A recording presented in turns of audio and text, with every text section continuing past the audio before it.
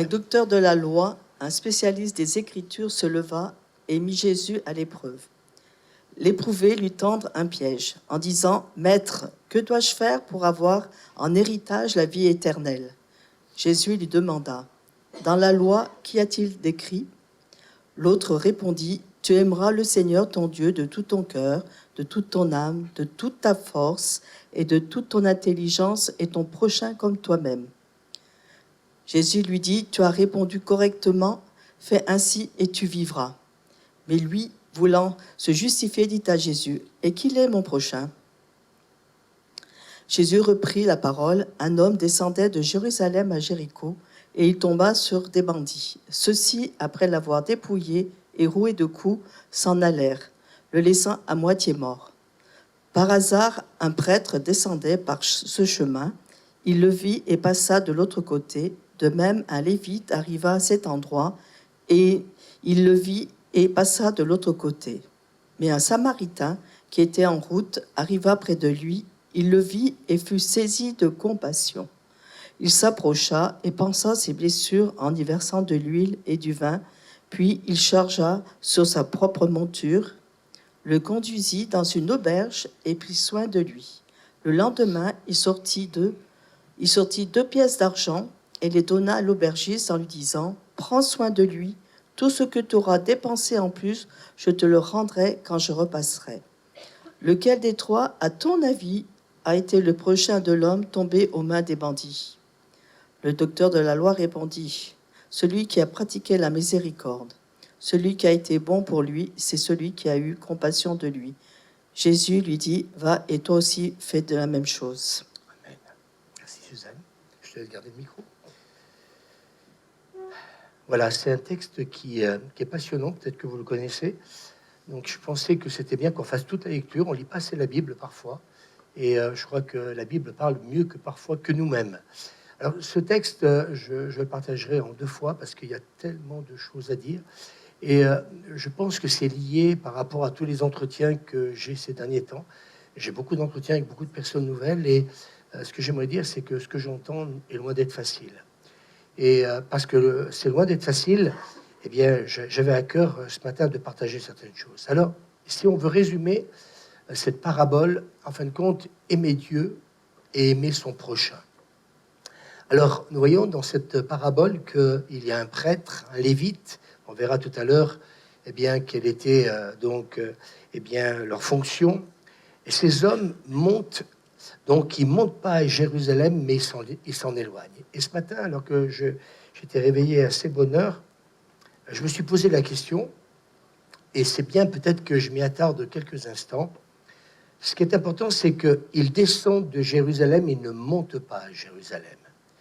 Et si vous regardez bien, Jéricho, eh bien, c'était le miel y abondait, et le climat était très délicieux. Tout était réuni pour en faire un paradis terrestre. Et quand j'ai lu ça, la vraie question, c'est est-ce que dans la vie chrétienne, on s'approche de Dieu ou on s'en éloigne ? Et c'est un peu ce matin l'interrogation, la question que le Seigneur a posée à mon esprit. Et nous voyons dans 1 Jean chapitre 2, verset 16, « En effet, tout ce qui fait partie du monde, les mauvais désirs qui animent l'homme livré à lui-même, la soif de posséder, ce qui attire les regards et l'orgueil, qu'inspirent les biens matériels, tout cela ne vient pas du monde, mais donc ne vient pas du Père, mais du monde. » Alors, la conséquence, quand on regarde l'histoire de cette ville de Jéricho, souvenez-vous, ils ont marché pendant 7 jours. Au bout de 7 jours, ils ont crié tous ensemble et les murailles se sont écroulées. Les murailles étaient très épaisses. Je crois qu'elles faisaient 4 mètres d'épaisseur. Je ne sais pas si vous voyez. Je crois qu'elles faisaient même jusqu'à 30 mètres de haut. Quand j'ai étudié ça, je ne sais pas si vous voyez, 30 mètres de haut, 4 mètres d'épaisseur. Il en faut du béton, il en faut de la pierre. Mais il y a une chose qui a été dit, qui est important. Voilà ce qui va être dit, c'est que la ville sera vouée à l'Éternel par interdit, et tout ce qui s'y trouve, hommes, femmes, enfants, bébés, les animaux, tous doivent mourir. C'est choquant quand on lit ça, mais cela montre que le sort des communautés, elles étaient adonnées à l'époque à l'idolâtrie. Et en fait, compte, ce que Dieu ne voulait pas, écoutez-moi bien, c'est que Israël ne soient pas contaminés au même titre donc que les gens de Jéricho qui étaient poussés donc à l'idolâtrie. Et moi, ce que j'aimerais dire ce matin, parce que je l'ai ressenti très très fort, je laisse cette parole à vous tous. Et de plus en plus, le Seigneur me montre des choses, me donne des choses. Et ce que je voudrais dire, c'est qu'ils descendent, ils partent de Jérusalem pour aller à Jéricho. Et que je disais, cette ville, une ville de palmiers, le monde aujourd'hui a tous ses attraits. Et je pense que si le Seigneur nous demande d'être vigilants par rapport à ce monde qui parfois eh bien, peut nous influencer, non pas pour aller vers Dieu, mais pour nous en éloigner. Alors moi, j'aimerais vous dire que si déjà deux prêtres eh bien, partent de Jérusalem, eux aussi, je me pose la question, est-ce que ce n'est pas notre rôle à nous d'exhorter l'Église plutôt à monter vers Jérusalem, aller vers le temple. Et donc, je reviens là-dessus, Israël ne devait pas être contaminé. Ce que je voudrais dire ce matin à chacun, faites attention, s'il vous plaît. Les choses de ce monde aujourd'hui sont... Vous savez ce que j'ai aimé dimanche passé dans ce qu'a dit Saïd dans la vidéo, quand il a plaisanté en parlant de celui qui avait un pied dans l'église, vous vous souvenez? Voilà. Donc, il a même traité d'hypocrite parce qu'il disait un pied dans l'église, je prie, et puis l'autre pied dans la boîte de nuit. Vous vous souvenez? J'ai trouvé... Qui était là? Il avait un pied dans l'église. Et en fait, compte, Saïd dit c'est un hypocrite. Parce qu'en fait, compte, eh bien, le dimanche matin, hop, et puis le samedi soir, etc. Moi, ça m'a beaucoup parlé. Et ce que j'aimerais, c'est que vous dire ce matin, soyons vigilants. Vous savez, je suis pasteur, je rencontre beaucoup de pasteurs. Il y a combien de gens qui se font avoir par cet esprit du monde, ou l'attrait de ce monde qui est là. Et moi, ce que j'entends ces derniers jours, ces derniers temps, j'ai beaucoup d'entretiens, je vais en avoir beaucoup la semaine prochaine, je rencontre beaucoup de monde en ce moment. Cette semaine, quelqu'un me disait qu'il a pris rendez-vous avec un psychiatre.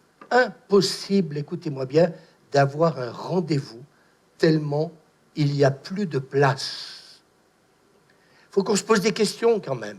Moi, il y a 60 ans en arrière, excusez-moi, le psychologue et le psychiatre, c'était quelque chose qui était quasiment pas, comme aujourd'hui où il y a des cabinets de partout. Alors comment faisaient les gens? Comment ils font aujourd'hui? Dernièrement, je discutais avec une personne importante de la ville de Voiron qui me disait, qui travaille aux pompes funèbres de Grenoble, et qu'elle me disait, en fin d'année 2025, on n'a jamais eu autant de décès et de suicides. Je lui ai posé la question, est-ce qu'ils sont en augmentation? Oui, en augmentation. 2 personnes que nous connaissons de très proches, qui ont perdu, un qui a perdu son frère, qui s'est suicidé, donc fin 2025, et puis donc une amie qui aussi a vu son fils d'une cinquantaine d'années, 45 ans, aussi se suicider. Je vais vous dire que, vous savez, quand ces choses-là arrivent, on croit toujours que ça arrive qu'aux autres. Eh bien, pourtant, ce fils de notre ami était suivi par les psychologues, les psychiatres, etc. Il a été plusieurs fois dans un hôpital psychiatrique, soigné, etc. Ça faisait déjà des années qu'il avait donc, envie de le faire. Et puis, malheureusement, donc, il est passé à l'acte. Alors, pourquoi dire cela ce matin? Je crois que moi, ce que j'ai envie aujourd'hui avec Suzanne, je parle pour nous, je ne peux pas parler pour vous. J'ai envie de vous dire, moi, j'ai envie de monter à Jérusalem. J'ai envie de monter dans la présence de Dieu. La sécurité, elle est là. Le monde a tellement de choses à nous proposer. Vous savez, je discute avec les gens et je me rends compte qu'on est dans une folie. Un couple, cette semaine, que je recevais, qui donc, vraiment, maison, etc., etc. Et voilà, il n'y en avait que pour, je dirais, leur intérêt. La seule chose, c'est que s'ils n'étaient pas venus me voir cette semaine, je pense que très honnêtement, ça serait fini par un divorce. Et je vais vous dire que, voilà, aujourd'hui, les gens, ils en sont à un stade où il y a tellement d'attraits. Oui, c'est pas un péché que de bien gagner sa vie. C'est pas un péché d'aspirer au loisir. C'est pas un péché, j'ai envie de dire ce matin, quelque part, à des moments, oui, de faire certaines choses qui nous plaisent, faire du vélo, la chasse, la pêche, que vous voulez. Mais il n'y a pas que ça dans cette vie. Il y a l'alcool, il y a la drogue, il y a la pornographie. Il y a tellement de choses où aujourd'hui nos jeunes sont pollués. Et j'aimerais vous dire, non pas que nos jeunes, mais aussi les adultes qui sont pollués aussi par donc ces choses-là. Alors, Jésus est en train de donner cet exemple et il est en train de parler de cet homme qui descend de Jérusalem à Jéricho. Et donc, il nous est dit qu'entre Jérusalem et Jéricho, à peu près, on nous parle de 25 kilomètres. Et puis, les habitants de la région surnommaient cette route sanglante à cause des voleurs qui se cachaient dans ces montagnes et qui attaquaient donc les voyageurs.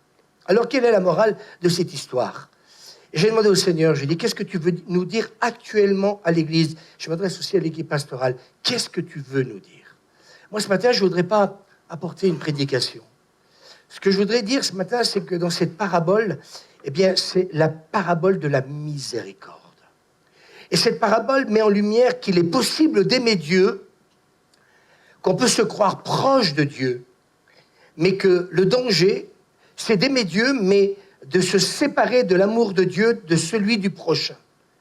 Et j'ai réalisé ces derniers temps que, en fin de compte, ce que le Seigneur attend je dirais, notre appel avec Suzanne, ce n'est pas simplement que aimer le Seigneur. C'est tellement facile de venir un dimanche matin et puis tous ensemble, lever nos mains, louer et adorer le Seigneur. Mais j'aimerais vous dire une chose, actuellement, le Seigneur se préoccupe aussi et beaucoup de notre prochain. Et je crois que quelque part, moi je suis en train de réaliser un temps que l'évangile, ce n'est pas un évangile égoïste qu'on garde pour soi. Sauvé pour servir. Sauvé pour que d'autres soient aussi sauvés. Moi, j'aimerais vous dire que si un jour, la maman de Sylvie ne m'avait pas témoigné, je ne serais pas, devenu enfant de Dieu.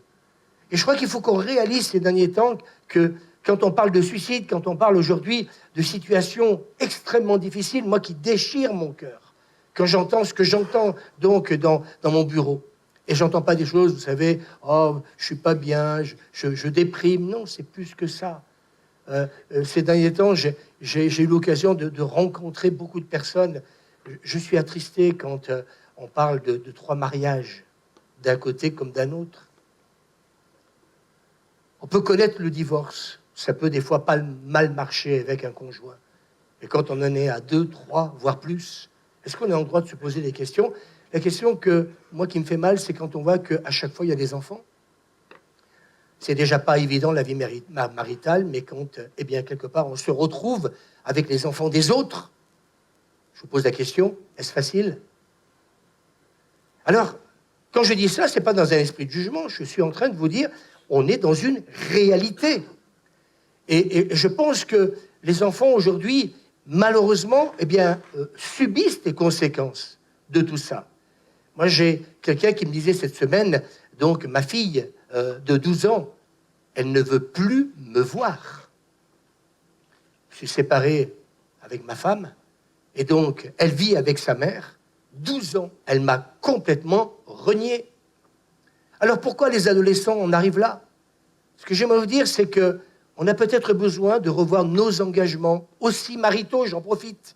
Excusez-moi, mais en tant que pasteur, je ne suis pas là pour juger, je suis là pour exhorter, dire veillons. Si on vous a... oui, j'espère que dans 10 ans, dans 20 ans, et plus, vous serez encore là. Vous avez fait déjà la moitié du chemin. Il y en a encore beaucoup encore à faire. Mais quand on dit ça, moi, c'est ce que je vous souhaite. Ça n'arrive pas qu'aux autres. J'ai envie de vous dire, on peut s'éloigner de Jérusalem, mais on peut aussi s'en approcher. Et ce matin, si un pasteur ne vous dit pas ce matin, s'il vous plaît, nous vous en supplions, au nom de Jésus-Christ, veillez. Et que si parfois il y a cette tentation, justement, de quitter Jérusalem, de ne pas venir à l'église, ou moins venir à l'église, le but, c'est pas de vous juger, c'est de vous avertir en disant, mais ça n'arrive pas qu'aux autres. Excusez-moi, mais de plus en plus en tant que pasteur, si j'avais 10 pasteurs à côté de moi, vous pourriez leur poser la question, est-ce qu'il y a beaucoup de divorces chez les chrétiens? Vous avez entendu ce qu'elle a dit, Suzanne? Elle n'a pas dit non, elle a dit oui.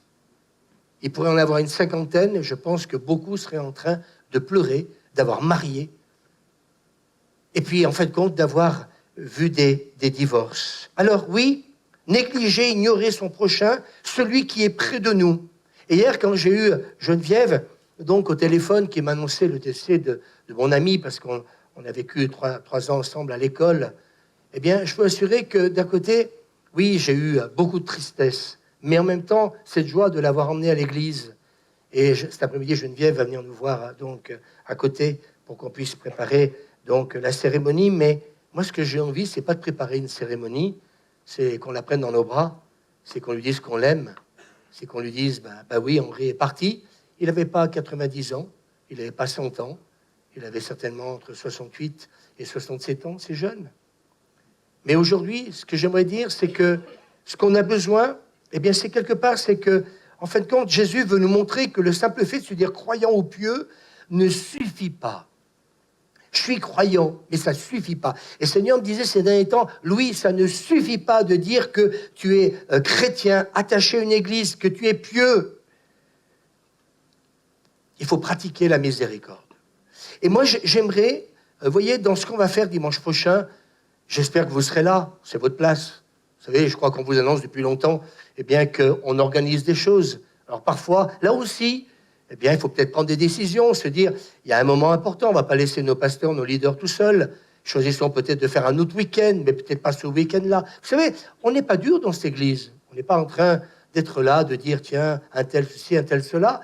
Mais des fois, il y a des événements qu'il ne faut pas louper. Pourquoi ? Parce que c'est j'aime Dieu. Moi, ce matin, je suis venu, prier, Je t'ai entendu louer le Seigneur, mais je t'ai pas entendu prier pour ton prochain.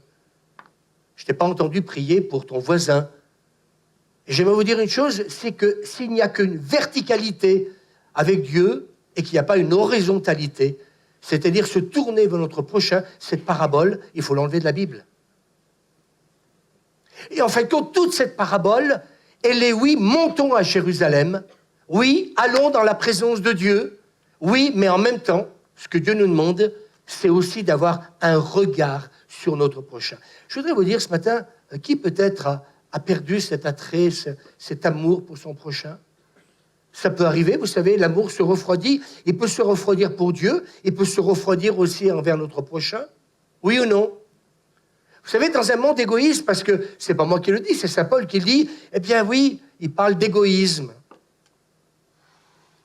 Eh bien, j'aimerais vous dire ce matin, eh bien, ces derniers temps, pour ma part, le fait que je rencontre hier matin, j'ai passé 3 heures, plus de 3 heures avec un couple. Waouh, fini tard, hein. Et après, c'est Geneviève qui m'appelle, donc je suis rentré à la maison, c'était pas de bonne heure. Après, il fallait préparer la prêche, et puis il y a encore d'autres choses qui me sont arrivées dans la journée. Je ne compte pas les heures, mais je me rends compte, en fin de compte, la question que je me suis posée hier soir, après une discussion avec un pasteur, je me suis dit, mais c'est quoi ta motivation, Louis ?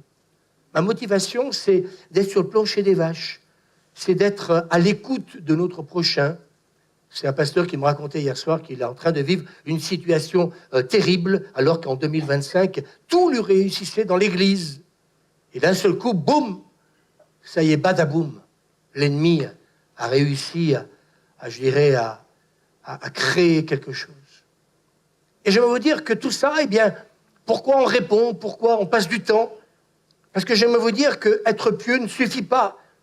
Et pratiquer la miséricorde, c'est ce que le Seigneur veut nous dire ce matin. Alors, c'est quoi une parabole ? Une parabole, c'est un récit court et simple qui enseigne une leçon religieuse ou morale. Et Jésus va choisir des références de la vie quotidienne. Et il va dire donc, dans ce texte de Luc 10, 25, un docteur de la loi pose une question à Jésus. « Maître, que dois-je faire pour hériter la vie éternelle ?»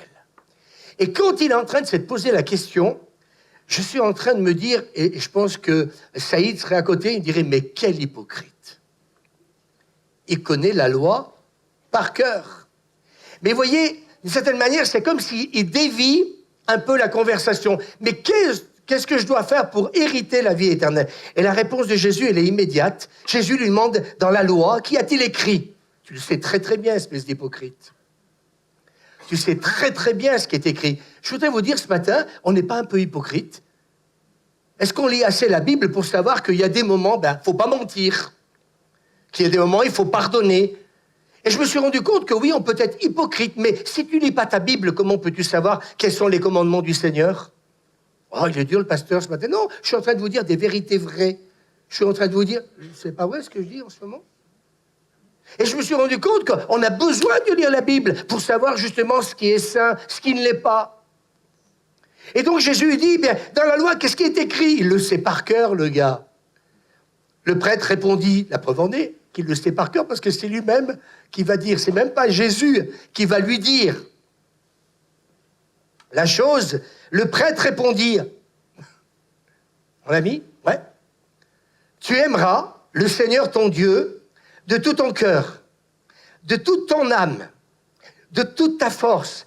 Et j'ai regardé un peu ces derniers jours, un peu l'interprétation de tout ça, le cœur, l'âme, etc., l'âme, sentiments, tes émotions, toute ta force. C'est-à-dire que quand tu viens dans la présence de Dieu, excusez-moi, mais il faut y aller, quoi. Il faut y aller. C'est pas, Seigneur, je suis content d'être dans ta présence, de toute ta force. Quand David, il va danser, j'aimerais vous dire qu'il est en train de s'éclater. Et puis, en fait, compte, et de toute ta pensée. Et là, je me suis dit, est-ce que ça vous est arrivé, peut-être pas à vous, mais à moi, d'être dans l'église, mais ta pensée, elle est ailleurs? Et quand j'ai étudié ça, je me suis dit, mais c'est vrai, on peut être dans l'église, tu peux même chanter. Et puis là, ce coup, tu es en train de penser à tes vacances. Tu es en train de penser à ton poulet, midi. Karine, elle a une vision journalière. Matin, midi et soir. Peut-être pas la nuit, parce que la nuit, elle doit dormir. On en rigole tous les jours. Heureusement, il y a assez d'amitié pour qu'on puisse accepter la plaisanterie. Et de toute ta pensée. Mais ça ne suffit pas d'aimer Dieu de tout son cœur, etc., etc. Et puis, mince, vlan, voilà qui s'entend dire, et tu vas aimer ton prochain, souvenez-vous, on en a parlé, comme toi-même. Comme j'ai dit dernièrement, si tu t'aimes pas, tu ne peux pas aimer ton prochain. Mais si tu t'aimes, eh bien, tu vas aimer ton prochain. Alors, cet homme connaît la loi par cœur, mais il pose cette question. Pourtant, la parole de Jésus, elle est claire. L'amour parfait pour Dieu s'accompagne forcément d'un amour sincère pour son prochain. Tu m'aimes, alléluia, de tout ton cœur, de toute ta pensée, de toute ta force, de toute ton âme. Alléluia, c'est bien ce matin. Tu as réjoui mon cœur. Mais Jésus lui dit, s'il n'y a pas d'amour pour ton prochain, il te manque une jambe. Et j'aimerais ce matin, s'il vous plaît, alors que je vous apporte ce message, j'aimerais vraiment qu'on s'y arrête il y a un instant. Je suis enregistré ce matin, et vous savez, moi, j'entends parler de violence conjugale. Vous savez ce que c'est que la violence conjugale? Il y a la violence des mots, et puis il y a la violence aussi des coups. Vous savez qu'il y a une femme qui meurt, je crois, tous les 2 jours. C'est ça, 3 jours ou 2 jours? Oh non, mais je suis pas loin de la vérité. 2, 3, pas plus, hein. Que tous les jours, une femme est tuée par son mari. Je crois que c'est plutôt 2 jours. Et les chiffres, les années passent, augmentent. Et pourtant, on est passé à l'église. Et pourtant, on avait des valeurs. Mais elles sont passées où, ces valeurs? Oui, parce qu'on s'éloigne de Jérusalem. Et j'aimerais vous dire à ceux qui font les malins, excusez-moi de dire ça, de dire, mais moi, j'ai pas besoin de Dieu, une fois de temps en temps, ça me suffit. Ben moi, ça me suffit pas. Moi, ça me suffit pas. Vous savez pourquoi? Parce que aujourd'hui, ce monde, mes amis, eh bien, quelque part, est corrompu. Et le diable fera tout pour nous attirer, justement, dans son monde à lui. Tu ne peux pas servir de maître à la fois. Et quand on dit ça, en tant que pasteur, je suis en train de me dire, oh là, je suis en train de se dire, ce pasteur, pourquoi il nous dit tout ça? Si moi, je ne vous le dis pas, qui va vous le dire? Hein, Suzanne? Les responsables? Si nous, on ne vous le dit pas, qui va vous le dire? Attendre que quoi? Nous, on ne fait que, excusez-moi, que compter les dégâts. Et quand moi j'ai des pasteurs qui me parlent de certaines situations dans leur église, certains chrétiens qui étaient bouillants, etc. Et puis qu'un beau jour, on les a plus revus, puis qu'un beau jour, eh bien, voilà, ils sont dans le monde, ça y est, etc. Et puis divorcés, nous, on en a connu des chrétiens, du temps de notre pasteur aujourd'hui, qui sont divorcés. Et je me dis, on les a connus, on a été ensemble, on a vécu des moments de louange, des moments d'adoration. Je vais vous dire, vous savez, en 48 ans de conversion et 35 ans d'années de ministère, on commence à se dire qu'on voit les choses se répéter. Et quand ça se répète, et puis qu'on voit qu'il reste quoi, en fin de compte? Eh bien, des couples sur le carreau ou des enfants sur le carreau, on fait quoi? Alors, je suis obligé ce matin de vous dire, eh bien oui, l'amour parfait pour Dieu s'accompagne forcément d'un amour sincère pour son prochain. Et moi, j'aime vous dire, il faut revenir chaque jour à la parole, revenir à cette parole. Mais qu'est-ce qui est écrit? Qu'est-ce qu'elle dit, cette parole? Et j'aimerais vous dire que cet homme, il n'a pas à poser la question à Jésus. C'est cet homme de la loi, il n'a pas à poser la question. La preuve en est, comme j'ai dit, c'est lui qui donne la réponse. Ça veut dire qu'il la connaissait bien. Et j'ai réalisé qu'en fin de compte, eh bien, l'évangile ne fait pas de distinction de classe, riche ou pauvre, blanc ou noir. Le commandement, c'est aime Dieu et aime ton prochain. Dis à ton voisin, aime Dieu, aime ton prochain. Ouais, mais bon, mon prochain...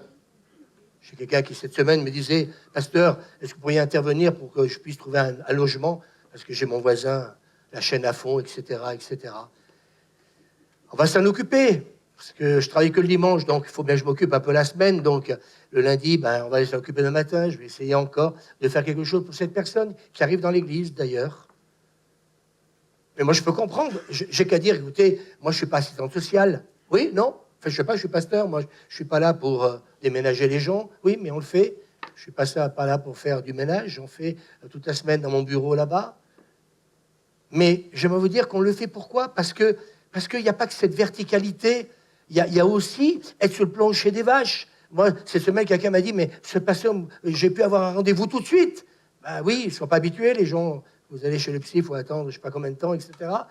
Mais on essaie de se rendre disponible. Oui, mais on se rend disponible, c'est le pasteur, il le fait, bien sûr, dans le matin ou l'après-midi. Non, ce n'est pas le matin et l'après-midi. C'est quand, à un moment donné, on sent que quelqu'un a besoin d'être aidé. Vous regardez plus si c'est le soir. La semaine passée, j'ai eu 3 réunions pendant 3 soirs, plus ma journée. Mardi, un couple. Le mercredi, eh bien oui, on avait la réunion avec l'équipe pastorale. Et puis jeudi, on était à la chapelle de la Grâce pour un temps de prière. J'aurais pu dire, assez, la cour est pleine. Oui, on fait des heures. Je ne suis pas aux 35 heures. Mais je suis en train de vous dire, c'est pourquoi tu vas à un moment donné faire un peu plus que ce que tu fais. Parce que tu aimes Dieu et j'aime Dieu.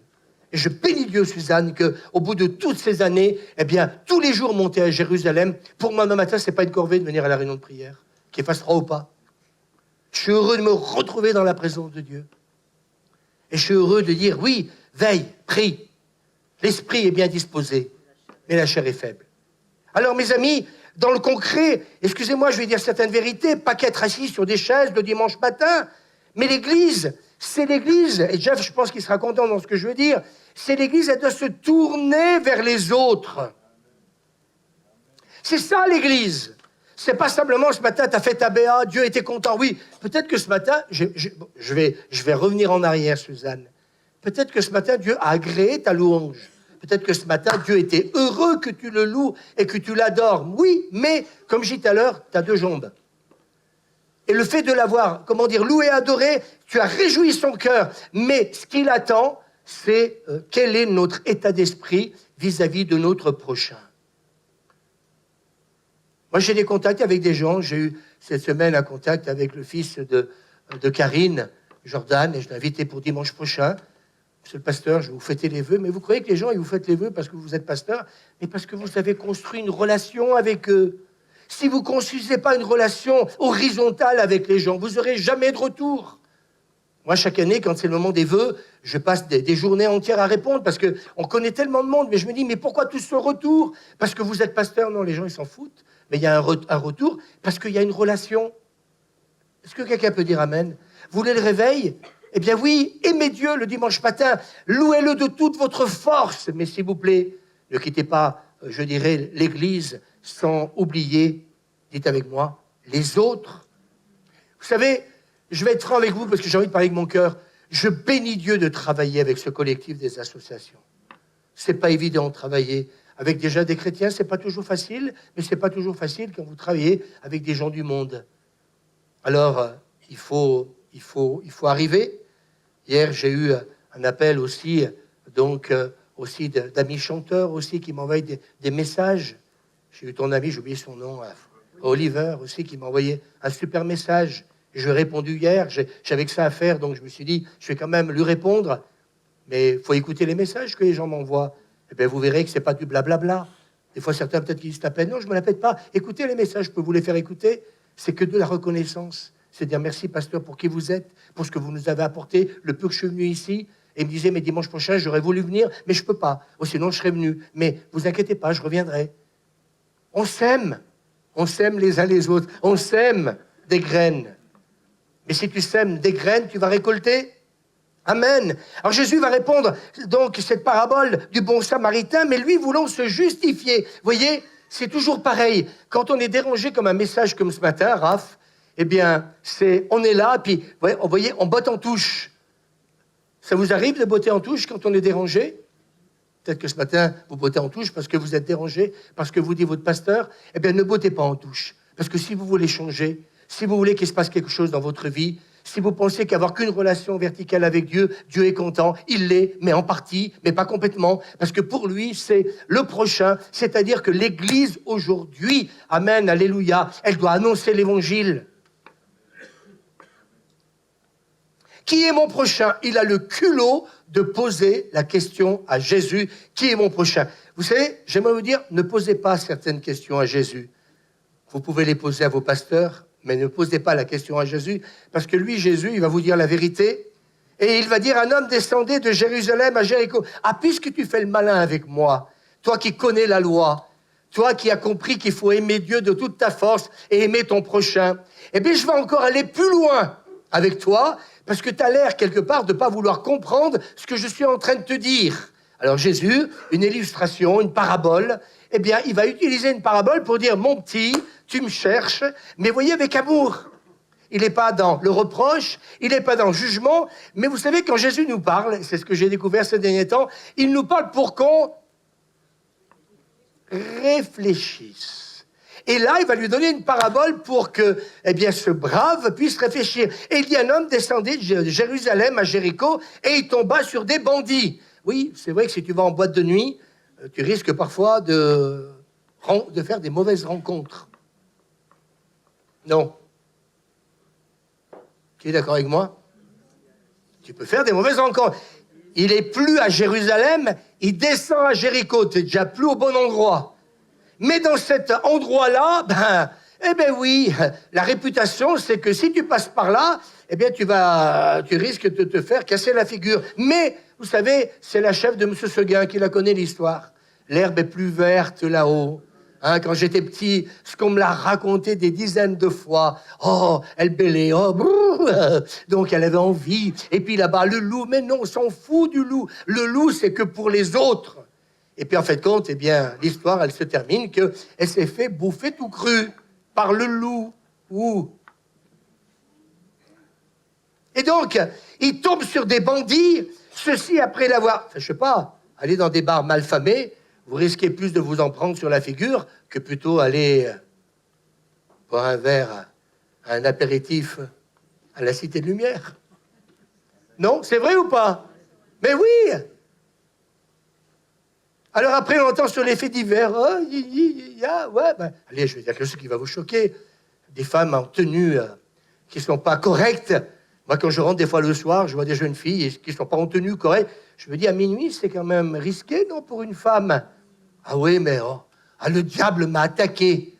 Ah, j'ai été violé. Ouais. Peut-être que il aurait été préférable que tu t'habilles un peu plus correctement et puis te faire accompagner à minuit, quoi. Je me souviens, il y a des années en arrière, c'est la première et la dernière fois que j'ai fait ça.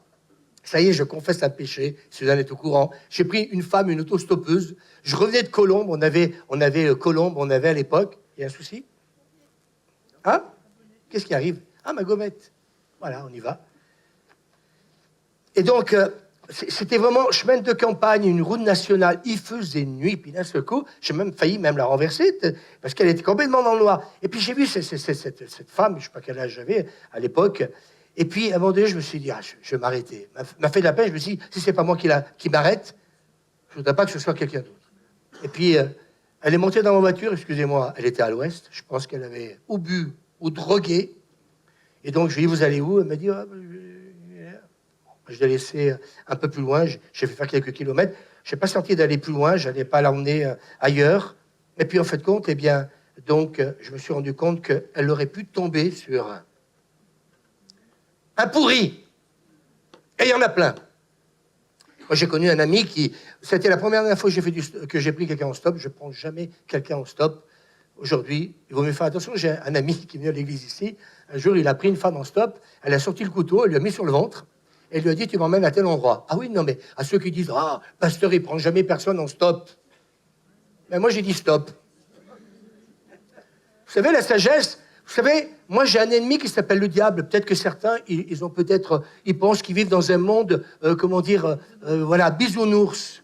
Je ne vis pas dans un monde de bisounours. Moi, quand je rencontre quelqu'un dans la rue qui n'est pas clair, qui parle tout seul, soit il est au téléphone, soit il n'est pas au téléphone. Si un jour il titube, il marche comme ça, je ne vais pas à côté. Je préfère mieux passer à côté. C'est pas dire que je l'ignore. Si bien sûr il faut l'aider, je l'aiderai. Mais s'il faut éviter des coups, je préfère me passer à côté. Un jour, j'étais à Grenoble, je me souviens, un gars, il insultait tout le monde. Il était à pied et il traitait les gens de tous les noms. Je me suis dit, si quelqu'un s'arrête, mon petit, il va t'imposer les mains. Mais oui, on vit dans ce monde-là. Alors, mes amis, donc, ils vont le rouer de coups et puis ils vont le laisser à moitié mort. Et par hasard, un prêtre descendait par ce chemin, il le vit, il passa de l'autre côté. De même, un lévite arriva à cet endroit, il le vit et passa de l'autre côté. Oh, pas bien. Vous voulez dire avec moi, pas bien. Non, vous ne l'avez pas assez dit de tout votre cœur. Pas bien. Eh bien, c'est pas bien. Donc, tous les trois, ils voient l'homme blessé. Les trois. Ils voient la même chose, le gars qui est par terre. Alors le prêtre et le lévite, ils passent leur chemin. Le sacrificateur, quand la religion devient un obstacle à l'amour, j'ai noté, écoutez bien, quand la religion devient un obstacle à l'amour. Sacrificateur qui par hasard descendait par le même chemin, ayant vu cet homme, passa outre. Pas bien. Non, c'est pas assez fort, ils n'entendent pas là. Pas bien. Donc, le sacrificateur, écoutez bien, est une figure d'autorité religieuse, expert des Écritures, soucieux d'obéir aux lois divines. Oh, mais moi, je veux louer, adorer le Seigneur, c'est ça que je veux faire. Pourtant, lorsqu'il voit se blesser, il choisit de ne pas intervenir. Alors là, il faut étudier la Bible, et vous allez avoir la réponse. Pourquoi il n'intervient pas? Les bonnes excuses. Parce que sa compréhension de la loi lui impose une barrière liée à la pureté rituelle. Et dans le livre des Nombres, chapitre 19, verset 13, celui qui touchera un mort, le corps d'un homme, ou qui sera blessé, qui a du sang, qui sera mort, et qui ne se purifiera pas sous le tabernacle de l'Éternel. C'est-à-dire qu'il n'avait pas le droit de toucher un mort ou quelqu'un qui avait du sang. Alors, bien entendu, ça nous arrange parfois. Le sacrificateur redoute donc d'être impur s'il touche un homme à demi-mort. Et sa peur du rituel prend le pas sur la compassion. Je vais le redire avec moi. On va le redire avec moi. Sa peur du rituel prend le pas sur la compassion. Et on pourrait juger durement ce comportement, mais il nous éclaire sur un piège fréquent. Connaître la parole de Dieu sans la laisser transformer nos cœurs et nos actes, c'est quelque chose de complètement fou. Alors, ce sacrificateur, malgré sa connaissance biblique, passe à côté de la volonté réelle de Dieu qui est d'aimer en acte, sans condition. On peut lire avec moi, sa volonté, c'est d'aimer en acte, sans condition. Et puis le Lévite, il arrive aussi. Et puis il passe outre aussi, le Lévite, quand le service devient un prétexte à l'égoïsme spirituel. Les Lévites exerceront divers ministères dans le temple à Jérusalem, comme musiciens, chantent, comme magistrats, juges, comme enseignants. Ils représentent ceux qui servent avec zèle et passion dans l'Église, mais dont l'engagement peut parfois devenir trop rigide. Et je me suis dit que des fois, l'Église est devenue trop rigide. Je pose la question, comment allons-nous accueillir tous ces gens qu'on a mis un jour sur une liste? C'est la question que je me suis posée. Moi, je suis beaucoup travaillé ces derniers temps parce que je rencontre tous ces gens. Excusez-moi de vous le dire. Et c'est pas évident, quelque part, de se dire, on prend la parole de Dieu et presque compte tenu de leur manière de vivre, on aurait peut-être cette tendance à les écarter ou les mettre de côté. Mais moi, j'aimerais vous dire ce matin, une idée assez répandue, je sers Dieu dans l'Église, je fais ma part, le reste ne me regarde pas. Si, ça te regarde. À partir du moment où ton prochain est concerné par la miséricorde. C'est le piège du service sans amour pour le prochain, heureusement. Et j'aimerais vous dire que ça, c'est quelque chose qui m'a parlé. C'est le piège du service sans amour, donc pour le prochain. Donc, et j'aimerais réaliser et vous dire ce matin que l'amour du prochain, c'est pas que dans l'Église, mais c'est hors des murs aussi de l'Église. Tu peux lire à ton voisin, c'est pas que dans l'Église, mais c'est hors des murs de l'Église. C'est pour ça qu'on a fait ce réveillon. C'est pour ça qu'on participe à des manifestations qui forcément, eh bien, même des fois quand c'est du profane, eh bien, on rencontre beaucoup de monde. Ce que j'ai réalisé, et je l'ai dit dernièrement à quelqu'un, je lui ai dit peut-être que tu dis, oui, on a fait des concerts où forcément il n'y avait pas une dimension spirituelle, mais j'aimerais vous dire que la plupart des gens qui sont venus à ces concerts, ils sont revenus dans l'église. Et écoutez-moi bien, quand on est dans la dimension spirituelle. La preuve en est, c'est que dimanche prochain, on peut le dire, Patrick, la plupart des élus, les gens qui vont venir, ce sont des gens qui sont venus à nos concerts et pas forcément quand ça a été une soirée gospel. Alors, pour moi, ça me parle. Alors, l'apôtre Paul nous rappelle, 1 Corinthiens 13, combien l'amour est absolument essentiel. Si je n'ai pas l'amour... Alors, le Lévite représente ceux qui peuvent briller par leurs dons, leur connaissance, leur dévouement, mais sans la compassion authentique qui doit accompagner tout vrai service. Leur engagement est vain.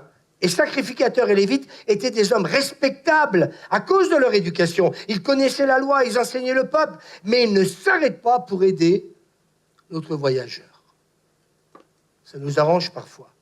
Alors, conclusion, la loi seule a été incapable de sauver le voyageur. On peut connaître toute la Bible, connaître toute la théologie, mais connaître ne signifie pas automatiquement aimer. Suzanne. On peut connaître la parole de Dieu, mais ça ne veut pas dire automatiquement que nous allons aimer notre prochain. Le prêtre et le lévite regardent, ignorent, mais ils n'agissent pas. Et donc, mes amis, j'ai réalisé qu'il n'y a pas de véritable culte si celui-ci ne se traduit pas en service pour le prochain. Est-ce qu'on pourrait dire amen de temps en temps?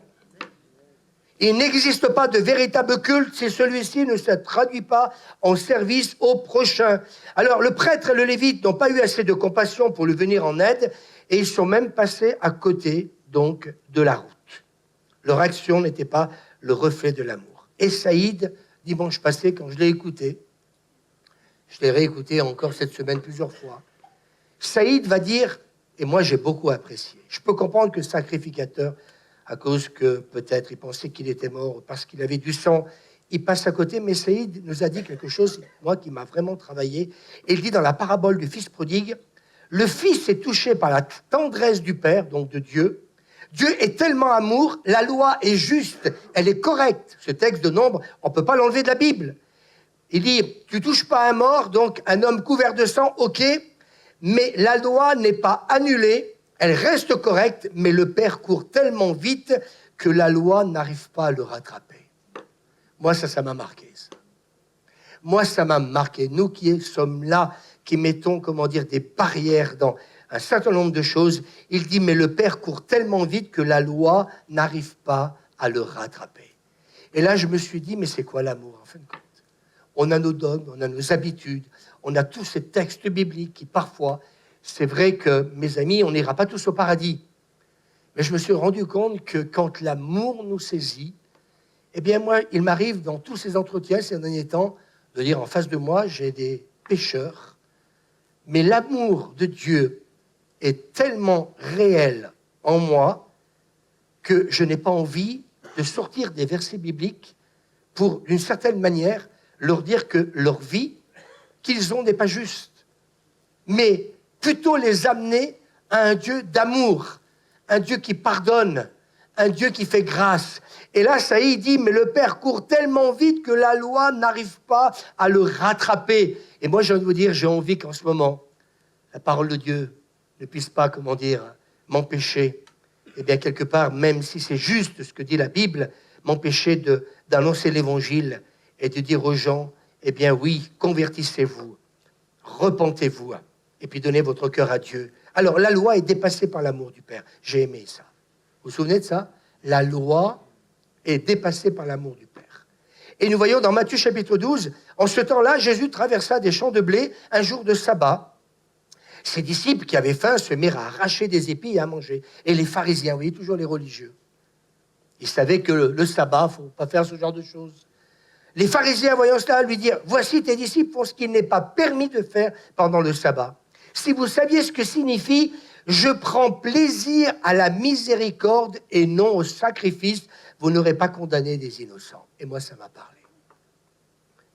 Je prends plaisir à la miséricorde. Oui, le sabbat leur interdisait cela, mais Dieu prend plaisir à la miséricorde. C'est le message que j'aimerais vous laisser ce matin. Dites avec moi, Dieu prend plaisir à la miséricorde. 1 Corinthiens 12:31, aspirez aux dons les meilleurs. Et je vais encore vous montrer une voie par excellence qui dépasse toutes les autres. J'aime cette version. Et je vais encore vous montrer une voie plus excellente qui dépasse toutes les autres. L'amour est ce sentiment essentiel dans lequel les dons spirituels et la sainteté s'avèrent inutiles. Oui, c'est l'amour qui est la priorité dans la pensée de notre Dieu. C'est bien les dons spirituels, c'est bien d'avoir une vie sainte, mais c'est inutile, mes amis, si l'amour ne domine pas nos vies. Les dons, eux, restent secondaires pour Dieu. Et je crois que beaucoup demandent l'onction, beaucoup demandent les dons spirituels, mais sans amour, pourrions-nous véritablement les exercer? Je vous pose la question. Les Samaritains formaient une société métissée, mêlant population juive et païenne. Ils étaient détestés par les Juifs à cette époque, vus comme impurs et étrangers. L'homme à moitié mort reçoit le secours d'un étranger. Cette parabole est un défi pour nous tous. Jésus nous demande d'être comme le Samaritain, d'ouvrir nos cœurs à tous ceux qui ont besoin de nous. Je disais tout à l'heure, ce serait bien que de temps en temps, vous veniez nous accompagner, peut-être dans certaines relations qu'on a dans ce collectif des associations, quand je vois ce que la Croix-Rouge fait des bénévoles. Vous croyez que je prends la parole quand je les écoute? Je les laisse parler, parce que je me dis ce qu'ils font. C'est pas que prier le dimanche matin. Vous avez vu venir, comment elle s'appelle, Monique, quel âge elle a, elle nous a dit 73 ans, plus, hein, par là à peu près. C'est une femme qui est engagée dans 3 associations dans la ville de Voiron. Elle a engagé à fond à la Croix-Rouge. Je me dis, qu'est-ce que veut nous dire le Saint-Esprit ce matin? Ouvrir nos cœurs à tous ceux qui ont besoin de nous.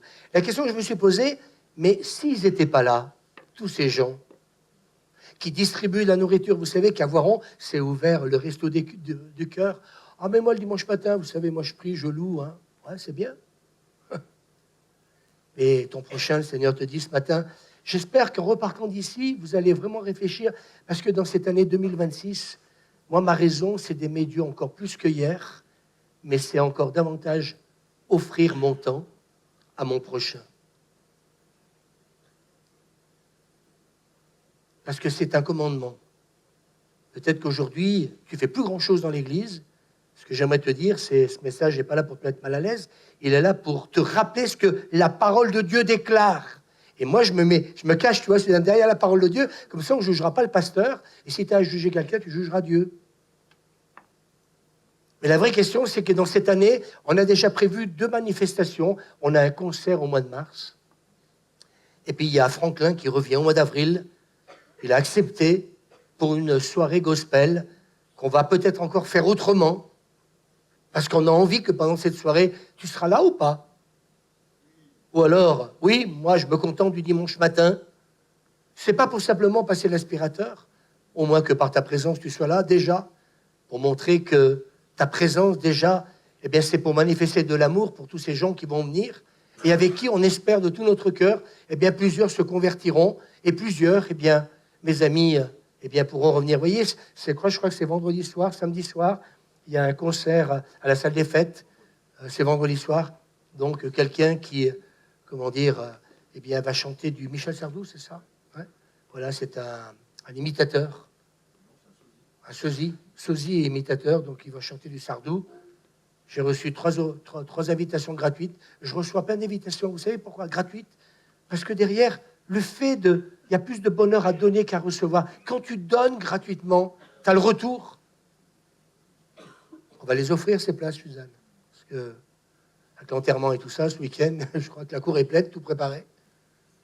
Mais j'aimerais vous dire qu'on ne reçoit pas comme ça, par hasard. Quand Sandra a chanté au Grand Angle, on nous a offert les places avec Suzanne. Mais vous savez pourquoi? Parce qu'on établit une relation avec Sandra. Elle est venue me voir à mon bureau plusieurs fois. Elle a envie de revenir à l'église, sauf que le dimanche, elle travaille énormément. Mais elle veut aussi revenir. Et je voudrais vous dire ce matin, si notre cœur, c'est d'aimer Dieu et de se tourner vers notre prochain, c'est bien ce que je veux dire, Suzanne, notre prochain va venir vers toi. La sœur à Suzanne est tombée des escaliers, elle a failli se tuer. La sœur aînée de Suzanne.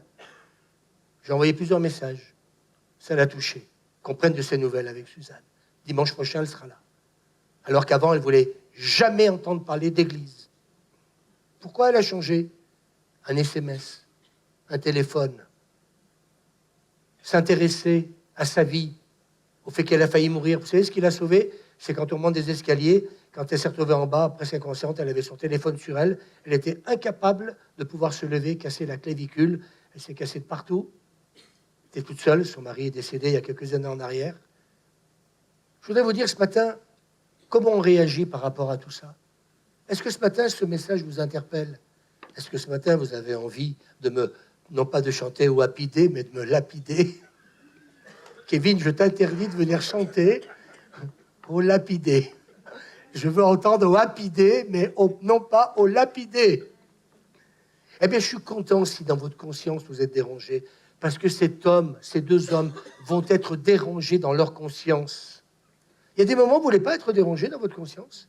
Moi, tous les jours, le Seigneur me dérange. À chaque fois que je n'ai pas envie de répondre au téléphone, à chaque fois que j'ai des demandes tellement multiples et variées, pas que du spirituel. On peut avoir un frigo, on peut avoir une machine à laver, on peut avoir ceci, on peut... D'ailleurs, c'est ce que je vais faire à la fin du culte. Quelqu'un a besoin d'une machine à laver.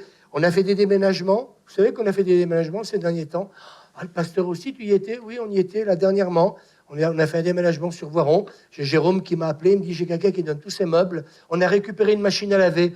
Ah, pourquoi une machine à laver? Ben, ce matin, j'ai quelqu'un dans l'église. Eh bien, on va pouvoir lui donner la machine à laver. Ah, mais le pasteur, le matin, il vient pour louer, pour adorer le Seigneur. Oh, arrête un peu, là, ça me fatigue, là, de voir faire que ça. T'aimes le Seigneur, je l'aime autant que toi, même peut-être plus que toi, mais j'aimerais te dire, ce matin, il y a ton prochain qui a besoin de toi. Est-ce que quelqu'un peut dire Amen? Est-ce que quelqu'un peut dire, il a raison, notre pasteur? Est-ce qu'il est en train de vous faire un reproche? Non. Je suis en train de vous dire non. Je suis en train de vous dire non. Je suis en train de vous dire ce matin, eh bien, connais ta Bible, relis ta Bible et tu verras que toute la parole de Dieu, c'est se tourner vers son prochain.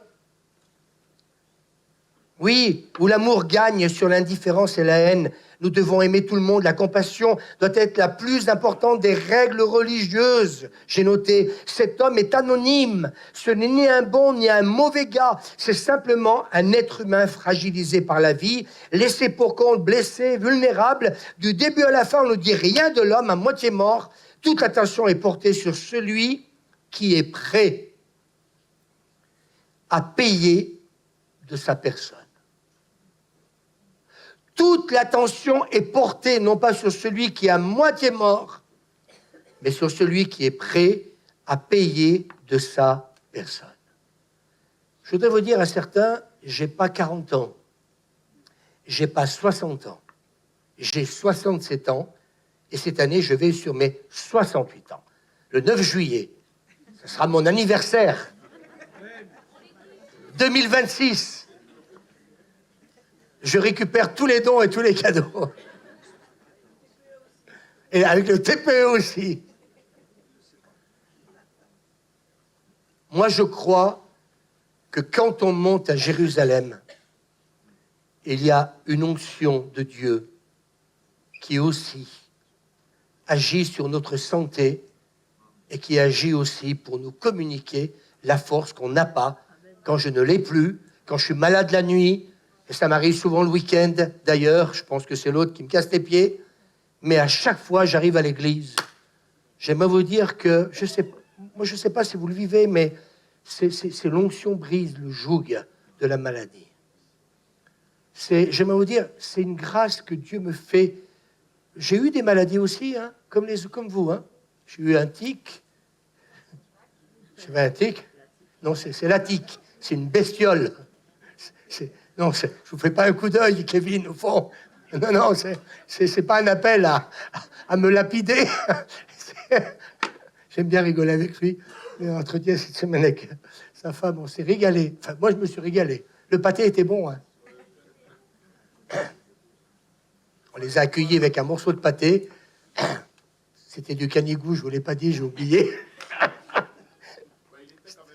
Oui, il était bon. C'était le chien du voisin, mais il ne faut pas lui dire. Allez, plaisantons un peu, les amis. Ça fait du bien. Mais toute l'attention est portée sur celui qui est prêt à payer de sa personne.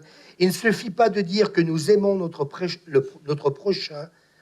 Je termine par là. Les actions parlent plus fort que les mots. Et je pense que dans cette église, ce qu'on aimerait, c'est demander la prière quand vous êtes malade, quand vous êtes fatigué.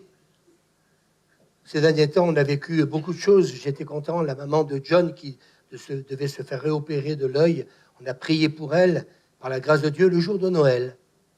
Oui, en famille. J'ai dit, j'ai eu un petit partage de 2 minutes et demie, pas plus, parce que sinon, je parle trop. 2 minutes et demie, ça suffit pour qu'on prie, par la grâce de Dieu. Je l'ai eu au téléphone cette semaine. Elle m'a dit non, pour moi, il n'y a plus d'opération. Et elle vient dimanche prochain. Fernande aussi, dimanche passé, elle avait quelque chose, dimanche passé. Notre Fernande bien-aimée. Comment ça va? Tu peux ramener ta fraise? Allez, viens. Viens. Ramène ta fraise, Fernande. Dimanche passé, elle me dit, l'après-midi, on est ensemble, on mange des gâteaux. Elle me dit, dimanche passé, elle dit, t'as prié. Je me souviens plus, c'était pour Jean-Pierre, je crois qu'on priait. Et puis elle était à côté. Vous savez qu'il y a des voleurs d'onction. Il y a des gens qui vous volent la bénédiction. Et elle me dit tout l'après-midi, mais pourquoi le Seigneur est intervenu alors que tu n'as même pas prié pour moi? Alors maintenant, quand je vais prier pour quelqu'un, je vais vous dire, attention, il n'y a pas de voleur dans l'église. Regardez-moi là. Viens là. On peut l'applaudir. Elle a 20 ans. C'est une jeune fille de 20 ans. Viens là, ma Fernande. Qu'est-ce qui s'est passé dimanche passé? Regardez. Voilà, regardez. Et on termine bonjour par à là. tous. J'ai été pendant toutes des années, j'ai plus que la moitié d'un rein, enfin, etc., etc. Et dimanche dernier, j'avais très très mal. Je dis ça y est, je vais finir ma vie là. Et donc le pasteur a prié pour notre Jean-Pierre. Je sais pas. D'un seul coup, plus rien du tout. Plus mal. J'ose y croire. Voilà. Venez à l'église. Elle a failli pas venir. Elle résume, mais elle a passé une très mauvaise nuit. Vraiment, elle croyait perdre son rein. Elle n'a plus qu'un, je ne sais pas si vous voyez. Donc, on n'est pas en train de parler d'un mal de tête. Et puis, quand dimanche matin, le dimanche après-midi, elle nous a témoigné qu'en fin de compte, la douleur est partie instantanément. Je veux vous dire, s'il vous plaît, quand vous êtes malade, venez nous voir. C'est Jésus qui guérit. Si vous passez par un moment difficile, venez parler. Ça fait du bien de parler. Moi, je crois que je vais ouvrir un cabinet, c'est ça. Voilà. On en a pas mal ici, d'ailleurs, des cabinets. On est en train de restaurer ceux du bas. Mais il y a de la place, vous inquiétez pas. Qu'est-ce qu'il y a, Raphaël? Qu'est-ce qu'il dit? On est dans la... Oui, il faut qu'on fasse venir la fosse à Purin. Il paraît que là-bas, il y a la bénédiction. Jésus, on n'est pas dans la... Moïse, on va rester poli. Est-ce que vous voulez qu'on termine par la prière, s'il vous plaît?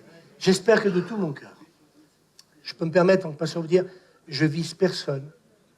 Je fais de reproches à personne. Je suis en train de vous dire, j'ai pas fini cet enseignement. Depuis que j'ai lu ça, je suis travaillé comme jamais. Et ça me donne encore plus de force à dire, quand un prochain, quand quelqu'un a besoin de moi, j'aimerais vous dire, je veux répondre à l'appel. Parce que derrière, il y a tellement de gens. Cet homme, si il ne s'arrête pas, le Samaritain, il est ni prêtre, ni lévite, mais s'il ne s'arrête pas, le gars, il meurt. Moi, je ne parle pas que de physique, je parle aussi de vie éternelle. Moi, ma consolation pour Henri, c'est, j'espère de tout mon cœur, on a eu prié pour lui, qu'il a rencontré le Seigneur. Moi, ma consolation, elle est là. Mais il y a quelque temps en arrière, j'ai envoyé donc les vœux à, comme il s'appelle, donc à Geneviève. Et puis elle m'a répondu, voilà, Henri est parti cette semaine. Vous voyez, ce qui prouve qu'on a vraiment besoin de veiller, de faire attention. Et si le Seigneur est capable de guérir, eh bien, des Fernandes, alors qu'elle n'a même pas demandé la prière, eh bien, vous êtes au bon endroit. Montez, s'il vous plaît, à Jérusalem. N'oubliez pas, je dirais, le chemin de l'Église. Et puis, Seigneur vous bénira. On peut se lever, s'il vous plaît. Seigneur, on n'est pas dans le reproche, et tu le sais. Mais on a besoin de ta miséricorde. Et Seigneur, cette miséricorde, on te la demande parce que nous vivons dans un monde de plus en plus égoïste, où c'est le chacun pour soi. Et Seigneur, nous comprenons toutes les conséquences, Seigneur, du chacun pour soi. Seigneur, je crois que tu veux dire à l'Église, il ne faut pas que l'Église soit ainsi. Il ne faut pas. Alors Seigneur, nous te demandons, si moi-même, Seigneur, j'ai peut-être mal, Seigneur, traduit ta parole, mais que toi tu le fasses d'une bien meilleure façon. L'essentiel, c'est que peut-être on pense à notre voisin, on pense à un membre de notre famille. Peut-être que, Seigneur, on connaît des personnes qui ont besoin de toi. Alors, Seigneur, interviens, s'il te plaît, dans le nom de Jésus. Nous te le demandons. Nous te le demandons. Seigneur, interviens dans chacun de nos cœurs. Et que dans cette année 2026, on ne veut pas que cette salle se remplisse simplement pour, Seigneur, nous réjouir. Mais on veut voir, Seigneur, tous ces hommes, ces femmes de la vie qui ont été battus, qui ont vécu l'horreur. Seigneur, être relevés parce que tout simplement, on se sera arrêté par amour et par compassion. Merci d'avoir guéri Fernande. Merci d'avoir guéri Fabienne. Merci d'avoir guéri d'autres personnes. Il y a eu beaucoup de guérisons ces derniers temps. Et Seigneur, nous croyons que le plein évangile, de plus en plus, va être exercé dans ce lieu et qu'on va se réjouir pour toutes les belles choses. Tu peux prier pour ton voisin à côté de toi, s'il te plaît. Et demandons au Seigneur ensemble, remplis-nous d'amour, remplis-nous de compassion. Je voudrais remercier Kevin pour la chorale, qu'il a commencé. Voilà, en 2 samedis, il a pris du temps pour cette chorale. J'espère qu'elle a été comblée, Kevin. Merci à vous tous. Dimanche prochain, on sera très heureux de vous entendre chanter. J'ai pris mon fusil, parce que bon, voilà, s'il y a des canards, eh bien, je pense que Suzanne va manger beaucoup de canards dimanche prochain. Donc, emmenez votre fusil. Non, on sera tout cœur avec vous. Chantez de tout votre cœur. Et puis, merci à Kevin et merci aussi à Pascaline, aussi à Raphaël et à Kevin. Hier après-midi, ils ont commencé un groupe donc pour les jeunes. Vous qui avez des adolescents, eh bien, écoutez, voilà, quelque chose a commencé. Si vous avez des questions à poser, allez voir Pascaline. Vous voyez, dans l'église, il se met des choses en place, mais pas de cellules. Plein d'autres choses, mais pas de cellules. Et s'il vous plaît, si un jour vous avez à nous poser des questions, vous savez, faites attention aux gens qui s'autoproclament. Nous, on a été ordonnés pasteurs. Faites attention aux gens qui s'autoproclament. Tout le monde aujourd'hui veut prêcher la parole, mais regardez pas l'apparence, regardez les fruits. On peut dire amen. Que Dieu vous bénisse, on vous aime. Merci Fernande.